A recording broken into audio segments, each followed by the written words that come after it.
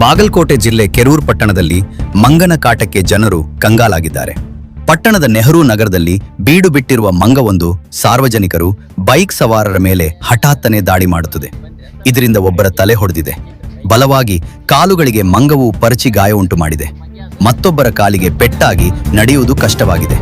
ಒಬ್ಬ ಮಹಿಳೆಯ ಚಪ್ಪೆ ಮುರಿದಿದೆ. ಈ ಬಗ್ಗೆ ಸಾರ್ವಜನಿಕರು ದೂರು ನೀಡಿದರೂ ಯಾವುದೇ ಪ್ರಯೋಜನವಾಗಲಿಲ್ಲ ಎಂದು ತಮ್ಮ ನೋವು ತೋಡಿಕೊಂಡಿದ್ದು, ಹೆಚ್ಚಿನ ಅನಾಹುತಗಳಾಗುವ ಮುಂಚೆ ಸಂಬಂಧಪಟ್ಟ ಅಧಿಕಾರಿಗಳು ಕೋತಿಯನ್ನು ಹಿಡಿಯಲು ಒತ್ತಾಯಿಸಿದ್ದಾರೆ.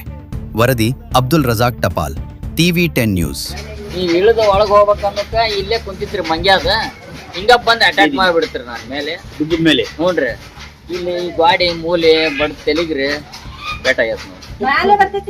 ಮೈ ಮೇಲೆ ಬರ್ತೈತ್ರಿ ಅದ ಬಡ್ಯಾಕಂತ ಹೋದ್ರೆ ಗಡಿವಾರ ಒಂದು 8 ಫೀಟಿಂದ ಕಾಂಪೌಂಡ್ ಇರ್ತಾರ ಮೇಲೆ ಜಿಗದ್. ಈಗ ಈ ಓಣಿ ಒಳಗೆ ನಾವು ಮಂಗ್ಯ ನೆಹರು ನಗರದಲ್ಲಿ ಇರುವಂಥ ಮಂಗ್ಯ ಬಂದು 4 ಜನರಿಗೆ ಕಡ್ದೈತಿ.